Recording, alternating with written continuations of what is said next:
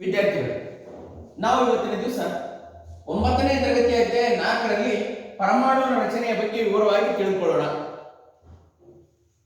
ಎಲ್ಲಾ ವಸ್ತುಗಳು ಅಂದ್ರೆ ಈ ಪರಮಾಣು ಮತ್ತು ಅಣುಗಳು, ಪರಮಾಣು ಮತ್ತು ಅಣುಗಳು ದ್ರವ್ಯದ ಮೂಲಭೂತ ಘಟಕಗಳಾಗಿವೆ. ಅಂದ್ರೆ ಪರಮಾಣು ಮತ್ತು ಅಣುಗಳು ದ್ರವ್ಯಗಳ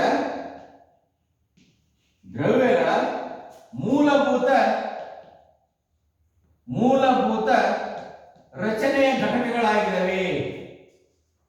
ಹಾಗಾದ್ರೆ ಈ ಅಧ್ಯಾಯದಲ್ಲಿ ನಾವು ಏನ್ ತಿಳ್ಕೊಂತಿದ್ದೇವಪ್ಪ ಅಂತಂದ್ರೆ, ಒಂದು ದ್ರವ್ಯದ ಪರಮಾಣು ಇನ್ನೊಂದು ದ್ರವ್ಯದ ಪರಮಾಣುಗಿಂತ ಯಾವ ಅಂಶದಲ್ಲಿ ವ್ಯತ್ಯಾಸವಿದೆ ಅನ್ನೋದನ್ನ, ಯಾವ ಅಂಶವು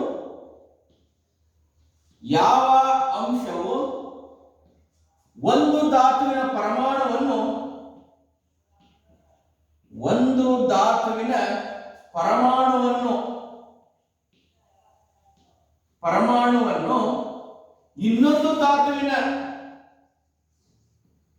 ಇನ್ನೊಂದು ಧಾತುವಿನ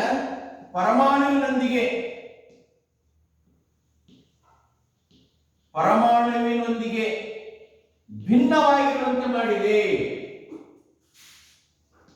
ಭಿನ್ನವಾಗಿರುವಂತೆ ಮಾಡಿದೆ ಅನ್ನೋದೊಂದು ಅಂಶ.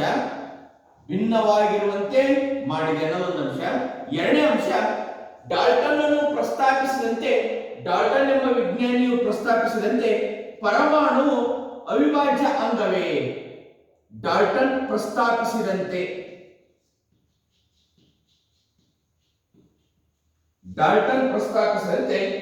ಪರಮಾಣು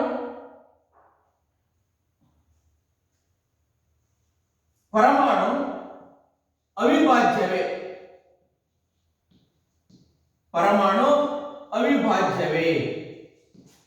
ಅಥವಾ ಆ ಪರಮಾಣುವಿನಲ್ಲಿ ಅನೇಕ ಘಟಕಗಳು ಇವೆಯೇ, ಆ ಪರಮಾಣುವಿನ ಒಳಗೆ ಅನೇಕ ಘಟಕಗಳು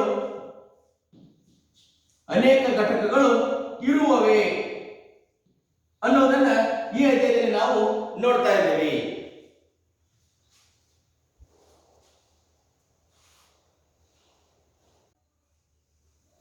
ದ್ರವ್ಯದಲ್ಲಿ ಆವೇಶಯುಕ್ತ ಕಣಗಳಿವೆಯೇ? ಪ್ರಶ್ನೆ. ದ್ರವ್ಯದಲ್ಲಿ ಆವೇಶಯುಕ್ತ ಕಣಗಳು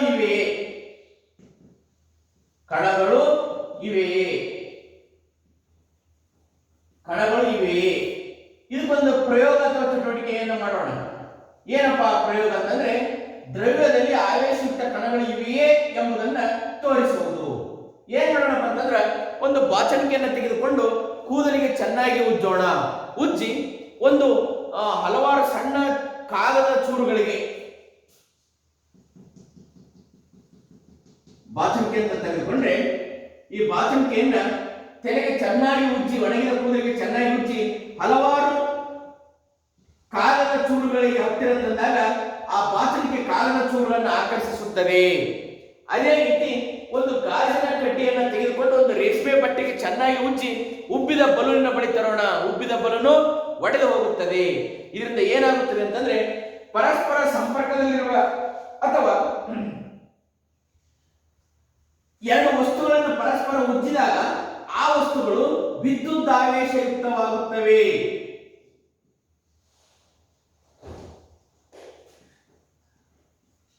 ಇದರಿಂದ ನಮಗೆ ತಿಳಿದು ಬಂತು ಏನಂತಂದ್ರೆ, ಎರಡು ವಸ್ತುಗಳನ್ನ ಪರಸ್ಪರ ಉಜ್ಜಿದಾಗ ಆ ವಸ್ತುಗಳು ವಿದ್ಯುತ್ ಆವೇಶವನ್ನು ಪಡೆಯುತ್ತವೆ ಅಥವಾ ವಿದ್ಯುತ್ ಆವೇಶಯುಕ್ತವಾಗುತ್ತವೆ ಅಂತ ತಿಳಿದು ಬಂತು. ಈ ಪ್ರಯೋಗದಲ್ಲಿ ನಮಗೆ ಏನ್ ತಿಳಿದು ಬರುತ್ತಪ್ಪ ಅಂತಂದ್ರೆ, ದ್ರವ್ಯದಲ್ಲಿ ಆವೇಶಯುಕ್ತ ಕಣಗಳು ಇವೆ ಎಂಬುದು ನಮಗೆ ತಿಳಿದು ಬಂತು.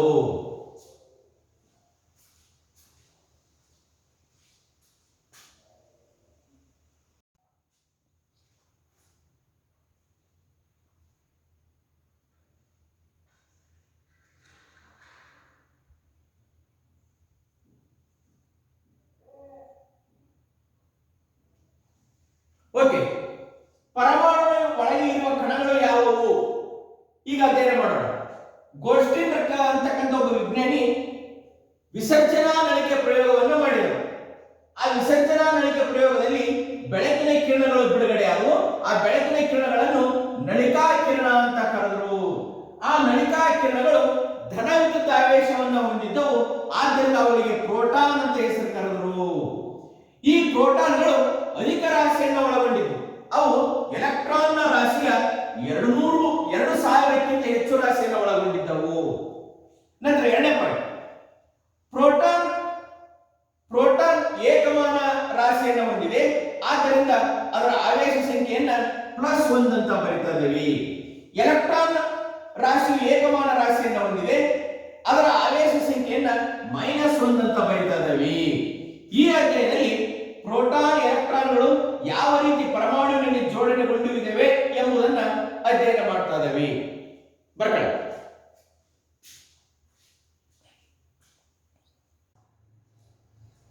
ವಿದ್ಯಾರ್ಥಿಗಳು, ಪರಮಾಣು ಯಾವ ರೀತಿ ರಚನೆಯನ್ನು ಹೊಂದಿರುತ್ತವೆ ಅನ್ನೋದನ್ನ ಈಗ ಅಧ್ಯಯನ ಮಾಡೋಣ. ಪರಮಾಣುವಿನ ರಚನೆ ಹಲವಾರು ವಿಜ್ಞಾನಿಗಳು ತಮ್ಮ ತಮ್ಮ ಸಿದ್ಧಾಂತವನ್ನ ಪರಮಾಣು ಇದೇ ರೀತಿ ರಚನೆಯಾಗಿದೆ ಎಂದು ಹೇಳಿರುತ್ತಾರೆ. ಪರಮಾಣುವಿನಲ್ಲಿ ಈ ಪ್ರೋಟಾನ್ ಮತ್ತು ನ್ಯೂಟ್ರಾನ್ಗಳು, ಎಲೆಕ್ಟ್ರಾನ್ ಪ್ರೋಟಾನ್ಗಳು ಹೇಗೆ ವ್ಯವಸ್ಥೆಗೊಂಡಿವೆ ಎಂಬುದನ್ನು ತಿಳಿಯಲು ನಾವು ಪರಮಾಣುವಿನ ರಚನೆಯ ಅಧ್ಯಯನ ಮಾಡಬೇಕಾಗಿದೆ. ಇಲ್ಲಿ ಪರಮಾಣುವಿನ ರಚನೆಯನ್ನು ಮೊದಲು ಪ್ರಸ್ತಾಪಿಸಿದ ವಿಜ್ಞಾನಿ ಜೆ.ಜೆ. ಥಾಮ್ಸನ್ ಅಂತಕ್ಕಂಥ ವಿಜ್ಞಾನಿ ಪರಮಾಣುವಿನ ಮಾದರಿಯನ್ನ ಮೊದಲು ಪ್ರಸ್ತಾಪಿಸಿದ ವಿಜ್ಞಾನಿಯಾಗಿದ್ದಾರೆ. ಅವರು ಪ್ರಸ್ತಾಪಿಸಿದ ಮಾದರಿಯ ಒಂದು ಚಿತ್ರವನ್ನು ಬರೆದುಕೊಳ್ಳೋಣ. ಎಲ್ಲರೂ ಬರ್ಕೊಳ್ಳಿ.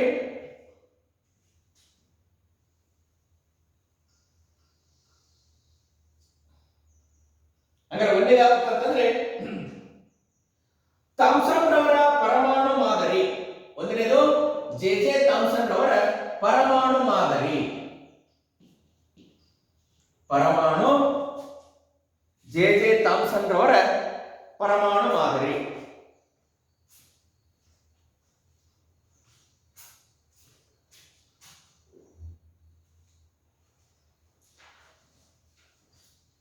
ಪರಮಾಣು ಮಾದರಿ ಎಲ್ಲರೂ ಚಿತ್ರ ಬರ್ಕೊಳ್ಳಿ. ಇದು ಧನಾತ್ಮಕ ಗೋಳ,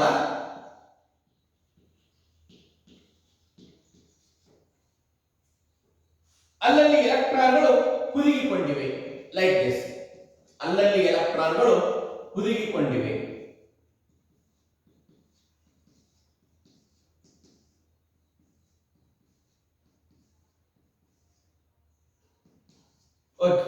ಇಲೆಕ್ಟ್ರಾನ್,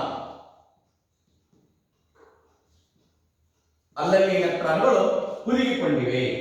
ಇದು ಥಾಮ್ಸನ್ ರವರ ಪರಮಾಣು ಮಾದರಿಯ ಚಿತ್ರವಾಗಿದೆ. ಬರ್ಕೊಳ್ಳಿ.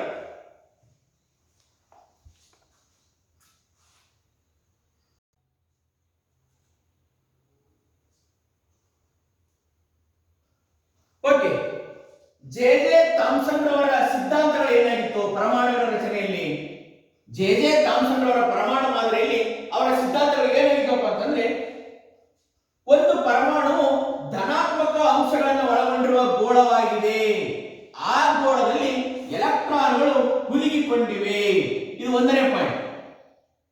ಅಂದ್ರೆ ಜೆ.ಜೆ. ಥಾಮ್ಸನ್ ರವರ ಪರಮಾಣು ಮಾದರಿಯ ಸಿದ್ಧಾಂತಗಳು ಯಾವಪ್ಪ ಅಂತಂದ್ರೆ, ಒಂದನೇ ಸಿದ್ಧಾಂತ, ಒಂದು ಪರಮಾಣು ಮಾದರಿಯು ಧನಾತ್ಮಕ ಗೋಳವಾಗಿದೆ. ಆ ಧನಾತ್ಮಕ ಗೋಳದಲ್ಲಿ ಅಲ್ಲಲ್ಲಿ ಎಲೆಕ್ಟ್ರಾನ್ಗಳು ಹುದುಗಿಕೊಂಡಿವೆ. ನಂತರ ಎರಡನೇ ಪಾಯಿಂಟ್, ಎರಡನೇ ಸಿದ್ಧಾಂತ ಏನಪ್ಪಾ ಅಂತಂದ್ರೆ, ಈ ಧನಾತ್ಮಕ ಅಂಶಗಳು ಮತ್ತು ಋಣಾತ್ಮಕ ಅಂಶಗಳು ಸಮ ಪರಿಮಾಣದಲ್ಲಿವೆ. ಆದ್ದರಿಂದ ಒಂದು ಪರಮಾಣು ವಿದ್ಯುತ್ ತಟಸ್ಥವಾಗಿದೆ. ಇದು ಎರಡನೇ ಅಂಶವಾಗಿದೆ.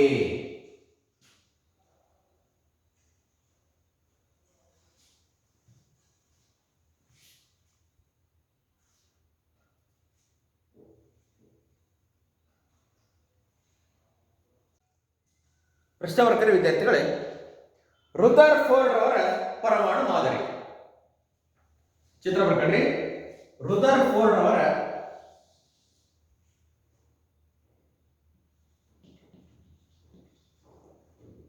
ರುದರ್ಫೋರ್ಡ್ ರವರ ಪರಮಾಣು ಮಾದರಿ. ಪರಮಾಣು ರುದರ್ಫೋರ್ಡ್ ಅವರ ಪರಮಾಣು ಮಾದರಿ ಚಿತ್ರಪಟ. ಆಮೇಲೆ ವಿವರಣೆಯನ್ನು ಹೇಳ್ತೀನಿ. ಓಕೆ, ಇಲ್ಲಿ ಇದು ಚಿನ್ನದ ಹಾಳೆ. ಚಿನ್ನದ ಹಾಳೆ. ಈ ಚಿನ್ನದ ಹಾಳೆಯಲ್ಲಿ ಈ ರೀತಿ ಪರಮಾಣುಗಳು ಜೋಡಣೆ ಇದೆ.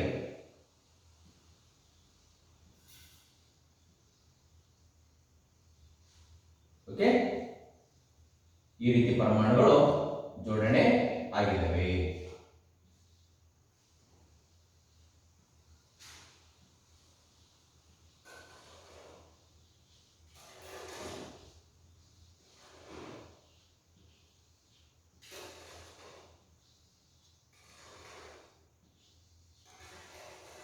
ಓಕೆ, ಇದು ಪರಮಾಣುವಿನ ನ್ಯೂಕ್ಲಿಯಸ್ ಅಥವಾ ಬೀಜ ಕೇಂದ್ರ.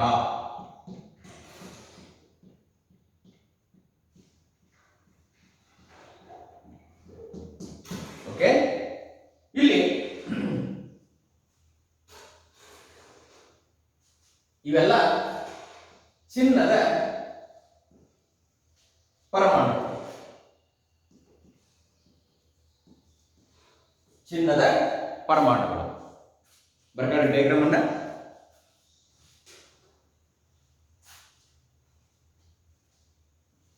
ನಂತರ ಈ ಚಿನ್ನದ ಹಾಳೆಯ ಮೂಲಕ ಆಲ್ಫಾ ಕಣಗಳನ್ನ ಹಾಯಿಸಿದ್ದಾರೆ. ಕೆಲವು ಆಲ್ಫಾ ಕಣಗಳು ನೇರವಾಗಿ ಹಾದುವುದು. ಇವು ನೇರವಾಗಿ ಹಾದುವುದು ಆಲ್ಫಾ ಕಣಗಳು. ನೋಡಿ, ಕೆಲವು ಆಲ್ಫಾ ಕಣಗಳು ನೇರವಾಗಿ ಹಾದುತ್ತಿದೆ.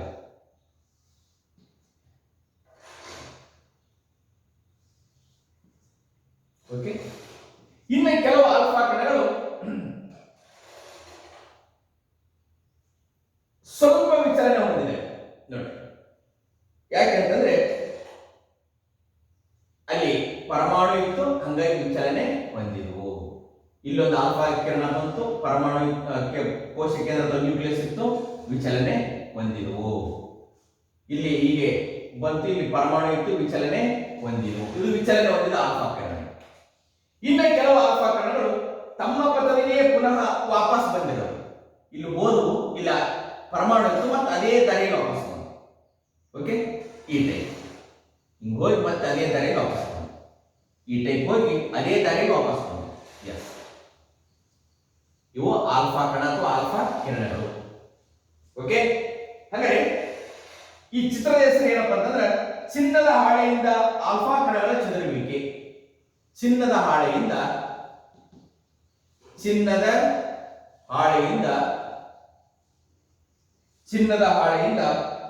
ಆಲ್ಫಾ ಕಣಗಳ ಚದುರುವಿಕೆ. ಆಲ್ಫಾ ಕಣಗಳ ಚದುರುವಿಕೆ.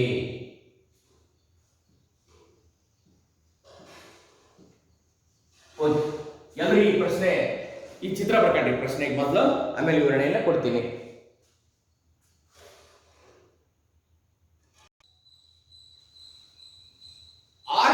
ರುದರ್ಫೋರ್ಡ್ ಅವರು ಮಾಡಿದ ಈ ಪ್ರಯೋಗದಿಂದ ಏನು ವೀಕ್ಷಣೆಗಳು ಬಂದವು? ವೀಕ್ಷಣೆಗಳು ಏನನ್ನ ವೀಕ್ಷಣೆ ಮಾಡಲಾಯಿತು? ಆರ್ನೆಸ್ಟ್ ರುದರ್ಫೋರ್ಡ್ ಅಂತಕ್ಕಂಥ ವಿಜ್ಞಾನಿ ಪರಮಾಣುವಿನ ಮಾದರಿಯನ್ನು ವೀಕ್ಷಿಸಲು ಚಿನ್ನದ ಹಾಳೆಯನ್ನು ತೆಗೆದುಕೊಂಡು ಆಲ್ಫಾ ಕಣ, ಇದಕ್ಕೆ ಏನಂತ ಕರೀತಾರಪ್ಪ ಅಂತಂದ್ರೆ ಆಲ್ಫಾ ಕಣ.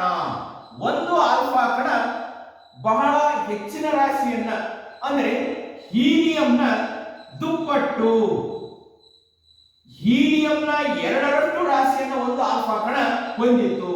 ಆದ್ದರಿಂದ ಆಲ್ಫಾ ಕಣದ ರಾಶಿ 4 ಯೂನಿಟ್ ಆಗಿದೆ. ಆಲ್ಫಾ ಕಣದ ರಾಶಿ ಎಷ್ಟಾಗಿದೆ? 4 ಯೂನಿಟ್ ಆಗಿದೆ. ಇಷ್ಟು ಭಾರವಾದ ರಾಶಿಯನ್ನು ಹೊಂದಿದ ಆಲ್ಫಾ ಕಣಗಳನ್ನ ಚಿನ್ನದ ಹಾಳೆಯ ಮೂಲಕ ಅವರು ಪ್ರವೇಶಿಸುವಂತೆ ಮಾಡಿದರು. ಆಗ ಚಿನ್ನದ ಹಾಳೆಯ ಮೂಲಕ ಆಲ್ಫಾ ಕಣಗಳನ್ನು ಪ್ರವೇಶಿಸುವಂತೆ ಮಾಡಿದಾಗ ಈ ಕೆಳಕಂಡ ವೀಕ್ಷಣೆಗಳನ್ನ ವೀಕ್ಷಿಸಲಾಯಿತು. ಹಾಗಾದ್ರೆ ಏನು ವೀಕ್ಷಣೆ ಮಾಡಲಾಯಿತು? ಹೆಚ್ಚಿನ ಆಲ್ಫಾ ಕಣ ಅಥವಾ ಆಲ್ಫಾ ಕಿರಣಗಳು ನೇರವಾಗಿ ಹಾದು ಹೋದವು. ಚಿನ್ನದ ಹಾಳೆಯ ಮೂಲಕ ಹೆಚ್ಚಿನ ಆಲ್ಫಾ ಕಣಗಳು ನೇರವಾಗಿ ಹಾದು ಹೋದವು. ಅಂದರೆ ಒಂದನೇ ವೀಕ್ಷಣೆ ಏನು? ಹೆಚ್ಚಿನ ಹೆಚ್ಚಿನ ಆಲ್ಫಾ ಕಣ ಅಥವಾ ಆಲ್ಫಾ ಕಿರಣ ಏನ್ ಮಾಡಿದಪ್ಪ ಅಂತಂದ್ರೆ ಚಿನ್ನದ ಹಾಳೆಯ ಮೂಲಕ ನೇರವಾಗಿ ಹಾದು ಹೋದವು. ನಂತರ ಎರಡನೇ ವೀಕ್ಷಣೆ ಏನಪ್ಪಾ ಅಂತಂದ್ರೆ ಕೆಲವು ಆಲ್ಫಾ ಕಣಗಳು ಅಲ್ಪ ಕೋನದಲ್ಲಿ ಅಂದ್ರೆ ಸಣ್ಣ ಕೋನದಲ್ಲಿ ವಿಚಲನೆಗೊಂಡವು. ಈ ರೀತಿ ಸಣ್ಣ ಕೋನದಲ್ಲಿ ವಿಚಲನೆಗೊಂಡವು. ಅಂದರೆ ಎರಡನೇ ವೀಕ್ಷಣೆ ಏನಪ್ಪಾ ಅಂತಂದ್ರೆ ಕೆಲವು ಆಲ್ಫಾ ಕಣ ಅಲ್ಪ ಕೋನದಲ್ಲಿ ಏನದಪ್ಪ ಅಂತಂದ್ರೆ ವಿಚಲನೆಗೊಂಡವು. ಅಲ್ಪ ಕೋನದಲ್ಲಿ ವಿಚಲನೆಗೊಂಡವು. ಓಕೆ, ಅಲ್ಪ ಕೋನದಲ್ಲಿ ವಿಚಲನೆಗೊಂಡವು. ಇನ್ನ ಕೆಲವು ಆಲ್ಫಾ ಕಣಗಳು ಬಂದ ದಾರಿಯಲ್ಲಿಯೇ ಹಿಂತಿರುಗಿದವು. ನೋಡಿ ಚಿತ್ರವನ್ನು. ಅಂದ್ರೆ ಈ ಕೆಲವು ಆಲ್ಫಾ ಕಣಗಳು ಇಲ್ಲಿ ನ್ಯೂಕ್ಲಿಯಸ್ ಅಥವಾ ಬೀಜ ಕೇಂದ್ರವಿರೋದ್ರಿಂದ ಅದಕ್ಕೆ ತಾಗಿ ಅದೇ ದಾರಿಯಲ್ಲಿ ಹಿಮ್ಮುಖವಾಗಿ ವಿಚಲನೆಗೊಂಡವು. ಅಂದ್ರೆ ಪ್ರತಿ 12,000ಕ್ಕೆ ಒಂದರಂತೆ. ಓಕೆ, 12,000ಕ್ಕೆ ಒಂದರಂತೆ 12,000ಕ್ಕೆ ಒಂದರಂತೆ ಆಲ್ಫಾ ಕಣಗಳು ಹಿಮ್ಮುಖವಾಗಿ ಚಲಿಸಿದವು. ಹಿಮ್ಮುಖವಾಗಿ ಚಲಿಸಿದವು. ಓಕೆ, ಈ ರೀತಿಯಾಗಿ ಅವ್ರು ಏನ್ ಮಾಡಿದ್ರಪ್ಪ ಅಂತಂದ್ರೆ ವೀಕ್ಷಣೆಗಳನ್ನ ಪಟ್ಟಿ ಮಾಡಿದ್ರು ಈ ಪ್ರಯೋಗದಿಂದ. ಬಟ್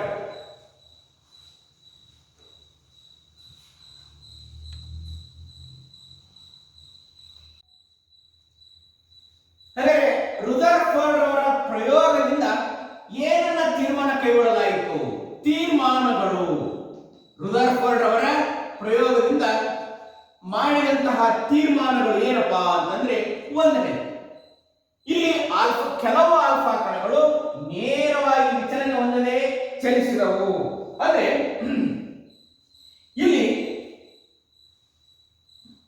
ಪರಮಾಣುವಿನ ಒಳಗೆ ಹೆಚ್ಚಿನ ಖಾಲಿ ಅವಕಾಶ ಇರುವುದರಿಂದ ಕೆಲವು ಆಲ್ಫಾ ಕಣಗಳು ನೇರವಾಗಿ ಚಲಿಸಿದವು. ಅಂದರೆ ಒಂದನೇ ತೀರ್ಮಾನ ಏನಪ್ಪಾ ಅಂತಂದ್ರೆ ಪರಮಾಣುವಿನ ಒಳಗೆ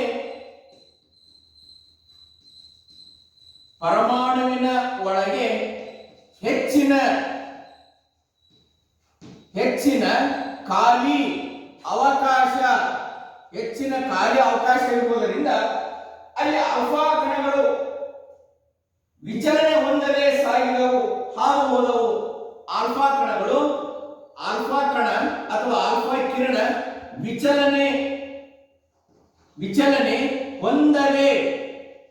ವಿಚಲನೆ ಹೊಂದದೆ ಹಾದು ಹೋದವು. ಓಕೆ, ಇದು ಒಂದನೇ ತೀರ್ಮಾನ.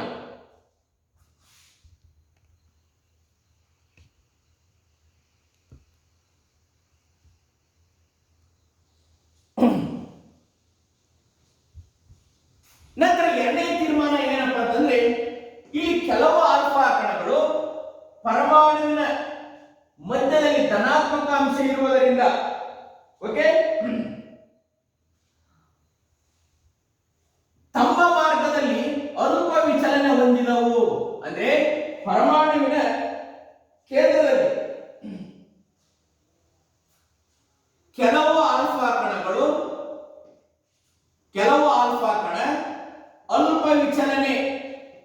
ಅಲ್ಪ ವಿಚಲನೆ ಹೊಂದಿರುವುದರಿಂದ ಧನಾತ್ಮಕ ರಾಶಿಯು, ಓಕೆ, ಧನಾತ್ಮಕ ಅಂಶವು ಕಡಿಮೆ ಜಾಗವನ್ನು ಆಕ್ರಮಿಸಿದೆ ಅಂತ ತೋರಿಸಿತು. ಧನಾತ್ಮಕ ಅಂಶ ಏನಾಗಿದೆ? ಕಡಿಮೆ ಜಾಗ ಆವರಿಸಿದೆ ಎಂದು ತೀರ್ಮಾನಿಸಲಾಯಿತು.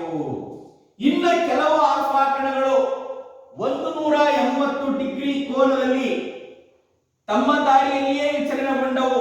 ಇದರಿಂದ ಏನಾಗುತ್ತೆ ಅಂತಂದ್ರೆ ಪರಮಾಣುವಿನಲ್ಲಿ ಧನಾತ್ಮಕ ಅಂಶ ಮತ್ತು ಬೀಜ ಕೇಂದ್ರ ಕೇಂದ್ರೀಕೃತವಾಗಿದೆ ಎಂಬುದನ್ನು ಸೂಚಿಸುತ್ತದೆ. ಓಕೆ, ಕೆಲವು ಆಲ್ಫಾ ಕಣ ಏನ್ ಮಾಡಿದವು?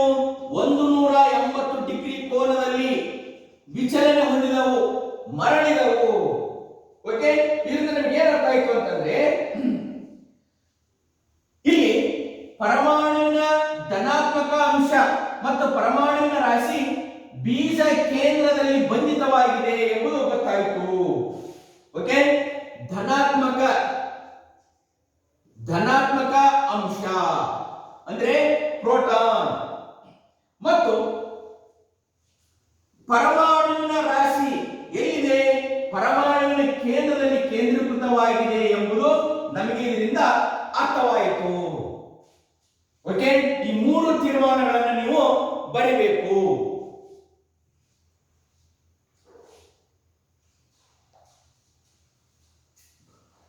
ಧನಾತ್ಮಕ ರಾಶಿ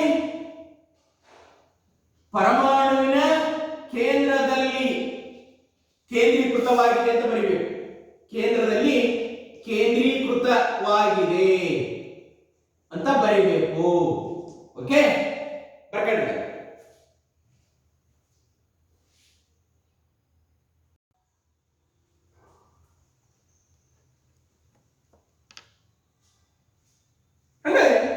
ರುದರ್ಫೋರ್ಡ್ ಅವರ ಪರಮಾಣುವಾದ ಏನೆಂದರೆ, ಪರಮಾಣುವಾದ ಯಾವುದು, ರುದರ್ಫೋರ್ಡ್ ಅವರ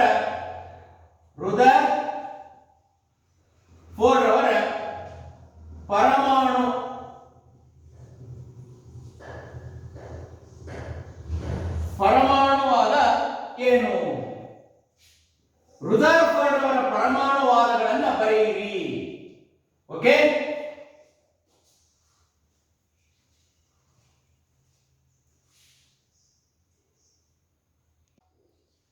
ವಿದ್ಯಾರ್ಥಿಗಳೇ, ಪ್ರಶ್ನೆ ಏನು ಬರುತ್ತಪ್ಪ ಅಂತಂದ್ರೆ, ರುದರ್ಫೋರ್ಡ್ ಅವರ ಪರಮಾಣುವಾದಗಳನ್ನು ಬರೆಯಿರಿ ಅಂದ್ರೆ ನೀವು 3 ಪಾಯಿಂಟ್ಸ್ ಅನ್ನ ಬರೀಬೇಕು. 1ನೇ ಪಾಯಿಂಟ್ಸ್ ಏನಪ್ಪಾ ಅಂತಂದ್ರೆ, ಪರಮಾಣುವಿನ ಕೇಂದ್ರವು ಧನಾತ್ಮಕ ಆವೇಶವನ್ನು ಹೊಂದಿದ್ದು. ಇದು ಪರಮಾಣುವಿನ ಕೇಂದ್ರ. ಇದು ಪರಮಾಣುವಿನ ಕೇಂದ್ರವು ಧನಾತ್ಮಕ ಆವೇಶವನ್ನು ಹೊಂದಿದ್ದು. ಇದನ್ನ ಏನಂತ ಕರೀತಾರಪ್ಪ ಅಂತಂದ್ರೆ ಬೀಜ ಕೇಂದ್ರ ಅಥವಾ ನ್ಯೂಕ್ಲಿಯಸ್ ಅಂತ ಕರೀತಾರೆ. ಬೀಜ ಕೇಂದ್ರ ಅಥವಾ ನ್ಯೂಕ್ಲಿಯಸ್ ಅಂತ ಕರೀತಾರೆ. ಇದು 1ನೇ ತೀರ್ಮಾನ. ನಂತರ ಈ 1ನೇ ಬೀಜ ಕೇಂದ್ರದ ನ್ಯೂಕ್ಲಿಯಸ್ ನಲ್ಲಿ ಹೆಚ್ಚಿನ ದ್ರವ್ಯರಾಶಿ ಇರುತ್ತದೆ. ಇದು 1ನೇ ವಾದ. ನಂತರ ಈ ಬೀಜ ಕೇಂದ್ರದ ಸುತ್ತ ಎಲೆಕ್ಟ್ರಾನ್ಗಳು ವೃತ್ತೀಯ ಪಥದಲ್ಲಿ ಸುತ್ತುತ್ತಾ ಇರುತ್ತವೆ. 2ನೇ ಪರಮಾಣುವಾದ ಏನಪ್ಪಾ ಅಂತಂದ್ರೆ, ಇಲೆಕ್ಟ್ರಾನ್ ವೃತ್ತೀಯ ಪಥದಲ್ಲಿ ಬೀಜ ಕೇಂದ್ರ ಅಥವಾ ನ್ಯೂಕ್ಲಿಯಸ್ ನ ಸುತ್ತ ಸುತ್ತುತ್ತಾ ಇರುತ್ತವೆ. ಇದು ರುದರ್ಫೋರ್ಡ್ ಅವರ 2ನೇ ವಾದ. ನಂತರ 3ನೇ ವಾದ ಏನಪ್ಪಾ ಅಂತಂದ್ರೆ, ಪರಮಾಣುವಿನ ಗಾತ್ರಕ್ಕೆ ಹೋಲಿಸಿದಾಗ ನ್ಯೂಕ್ಲಿಯಸ್ ನ ಗಾತ್ರ ಅತ್ಯಂತ ಚಿಕ್ಕದು. 3ನೇ ವಾದ ಏನಪ್ಪಾ ಅಂತಂದ್ರೆ, ಪರಮಾಣುವಿನ ಗಾತ್ರಕ್ಕೆ ಹೋಲಿಸಿದಾಗ ನ್ಯೂಕ್ಲಿಯಸ್ ನ ಗಾತ್ರ ಅತಿ ಚಿಕ್ಕದು, ಅತ್ಯಂತ ಚಿಕ್ಕದಾಗಿದೆ. ಈ 3 ವಾದಗಳನ್ನು ನೀವು ಬರೀಬೇಕು.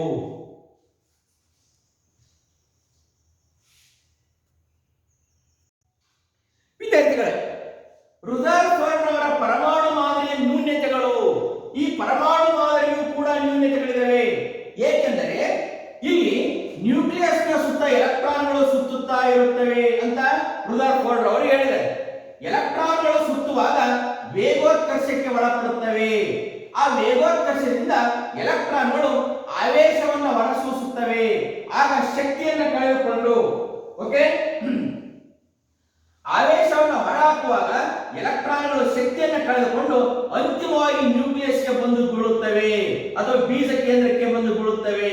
ಆಗ ಪರಮಾಣು ಅಸ್ಥಿರವಾಗುತ್ತದೆ. ಇದನ್ನು ವಿವರಿಸುವಲ್ಲಿ ರುದರ್ಫೋರ್ಡ್ ಪರಮಾಣು ಮಾದರಿ ವಿಫಲವಾಯಿತು.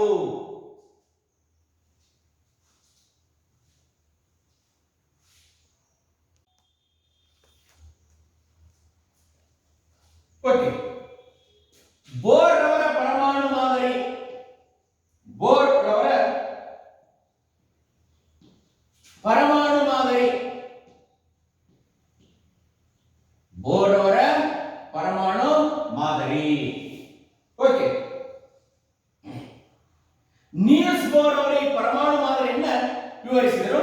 ಅದಕ್ಕಿಂತ ಮುಂಚಿತವಾಗಿ ಆ ಮಾದರಿಯ ಚಿತ್ರವನ್ನು ಪಡೆದುಕೊಳ್ಳೋಣ. ಓಕೆ, ಇದು ಪರಮಾಣುವಿನ ಬೀಜ ಕೇಂದ್ರ ನ್ಯೂಕ್ಲಿಯಸ್. ಇದು ಒಂದನೇ ಕವಚ, ಇದು ಎರಡನೇ ಕವಚ, ಇದು ಮೂರನೇ ಕವಚ, ಇದು ನಾಲ್ಕನೇ ಕವಚ. ಈ ಕವಚಗಳಿಗೆ ಹೆಸರು ಕೊಡು. ಓಕೆ, ಮೊದಲಿಗೆ ಇದಕ್ಕೆ ಹೆಸರು ಕೊಡೋಣ. ಇದೇನಿದು? ಬೀಜ ಕೇಂದ್ರ. ಓಕೆ, ನಂತರ ಇದು ಒಂದನೇ ಕವಚ. ಈ ಕವಚಕ್ಕೆ ಹೆಸರು ಕೊಟ್ಟರು ಕೆ ಕವಚ. ಇದು ಎರಡನೇ ಕವಚ, ಎರಡನೇ ಕವಚ, ಇದಕ್ಕೆ ಎಲ್ ಅಂತ ಹೆಸರು ಕೊಟ್ಟರು. ಇದು ಮೂರನೇ ಕವಚ, ಇದಕ್ಕೆ ಕೆ ಎಲ್ ಎಂ ಅಂತ ಹೆಸರು ಕೊಟ್ಟರು. ಇದು ನಾಲ್ಕನೇ ಕವಚ, ಇದಕ್ಕೆ ಎನ್ ಅಂತ ಹೆಸರನ್ನ ಕೊಟ್ಟರು. ಬರಗಡಿ ಚಿತ್ರವನ್ನು. ಇದು ನ್ಯೂಕ್ಲಿಯಸ್ ಆಗಿದೆ.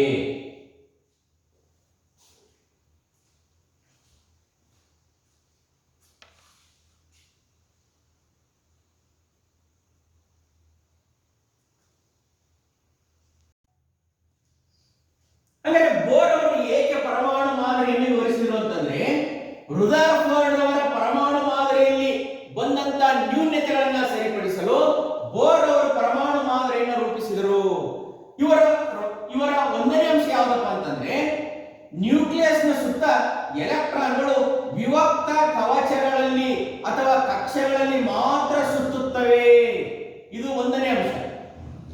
ಎಲೆಕ್ಟ್ರಾನ್ಗಳು ನ್ಯೂಕ್ಲಿಯಸ್ನ ಸುತ್ತ ವಿಭಕ್ತ ಕಕ್ಷೆಗಳಲ್ಲಿ ಮಾತ್ರ ಸುತ್ತುತ್ತವೆ ಅಂತ ಹೇಳಿ. ನಂತರ ಎರಡನೇ ಅಂಶ, ವಿಭಕ್ತ ಕಕ್ಷೆಗಳಲ್ಲಿ ಸುತ್ತುತ್ತಿರುವಾಗ ಆ ಎಲೆಕ್ಟ್ರಾನ್ನ ಶಕ್ತಿ ನಷ್ಟವಾಗುವುದಿಲ್ಲ ಅಥವಾ ಶಕ್ತಿಯನ್ನು ಹೊರಸೂಸುವುದಿಲ್ಲ ಅಂತ ಹೇಳಿದ್ರು. ಆಗ ಅವು ಎಲೆಕ್ಟ್ರಾನ್ಗಳು ಶಕ್ತಿಯನ್ನ ಕಳೆದುಕೊಳ್ಳುವುದಿಲ್ಲ, ಆಗ ಪರಮಾಣುವು ಸ್ಥಿರವಾಗಿರುತ್ತದೆ. ಈ ವಿಭಕ್ತ ಕಕ್ಷೆಗಳನ್ನ ಕವಚಗಳು ಅಂತ ಹೆಸರು ಕೊಟ್ಟರು. ಒಂದನೇ ಕವಚ, ಎರಡನೇ ಕವಚ, ಮೂರನೇ ಕವಚ, ನಾಲ್ಕನೇ ಕವಚ. ಇವುಗಳಿಗೆ ಕೆ ಎಲ್ ಎಂ ಎನ್ ಎಂದ ಹೆಸರನ್ನ ಸೂಚಿಸಲಾಯಿತು.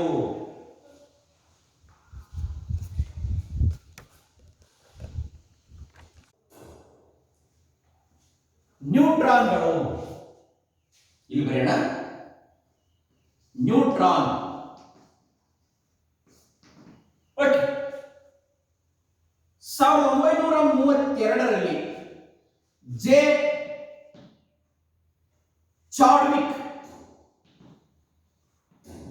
ಚಾಡ್ವಿಕ್ ಎಂಬ ವಿಜ್ಞಾನಿ ಪರಮಾಣುವಿನ ಒಳಗೆ ಇನ್ನೊಂದು ಉಪಪರಮಾಣು ಇದೆ ಎಂಬುದನ್ನ ಕಂಡುಹಿಡಿದರು. ಅದು ಯಾವುದೇ ಆವೇಶವನ್ನ ಹೊಂದಿಲ್ಲ ಎಂಬುದನ್ನ ಕಂಡುಹಿಡಿದರು. ಅದು ಪ್ರೋಟಾನ್ಗೆ ಸಮವಾದ ದ್ರವ್ಯರಾಶಿಯನ್ನ ಹೊಂದಿತ್ತು. ಅದು ಪ್ರೋಟಾನ್ಗೆ ಸಮನಾದ ದ್ರವ್ಯರಾಶಿಯನ್ನ ಹೊಂದಿತ್ತು. ಅದನ್ನು ನ್ಯೂಟ್ರಾನ್ ಅಂತ ಹೆಸರಿಸಿದರು. ಅದನ್ನ ನ್ಯೂಟ್ರಾನ್ ಅಂತ ಹೆಸರನ್ನ ಕೊಟ್ಟರು. ಅದರ ಸಂಕೇತವನ್ನ ಇಲ್ಲಿ ಎನ್ ಅಂತ ಬರೆಯಬಹುದು. ಅದರ ಸಂಕೇತವನ್ನ ಎನ್ ಅಂತ ಬರೆದರು. ಪ್ರೋಟಾನ್ ಮತ್ತು ನ್ಯೂಟ್ರಾನ್ಗಳು ಪರಮಾಣುವಿನ ಬೀಜ ಕೇಂದ್ರದಲ್ಲಿ ಇರುತ್ತವೆ ಅಂತ ತಿಳಿಸಿದ್ರು. ಈ ಪ್ರೋಟಾನ್ ಮತ್ತು ನ್ಯೂಟ್ರಾನ್ಗಳು ಒಟ್ಟಾಗಿ ಪರಮಾಣುವಿನ ರಾಶಿಯನ್ನ ನೀಡುತ್ತವೆ ಎಂದು ಸೂಚಿಸಿದರು.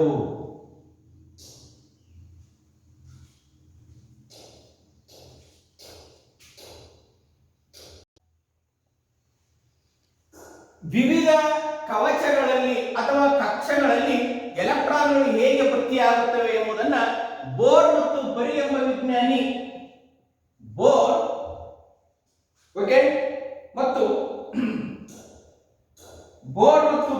ವಿಜ್ಞಾನಿ ಸೂಚಿಸಿದರು ಅಥವಾ ವಿವರಿಸಿದರು. ಬೋರ್ ಮತ್ತು ಬರಿ ಎಂಬ ವಿಜ್ಞಾನಿ ವಿವರಿಸಿದರು. ಈ ವಿವಿಧ ಕವಚಗಳಲ್ಲಿ ಎಲೆಕ್ಟ್ರಾನ್ಗಳು ಹೇಗೆ ತುಂಬುತ್ತವೆ ಎಂದರೆ, ಇಲ್ಲಿ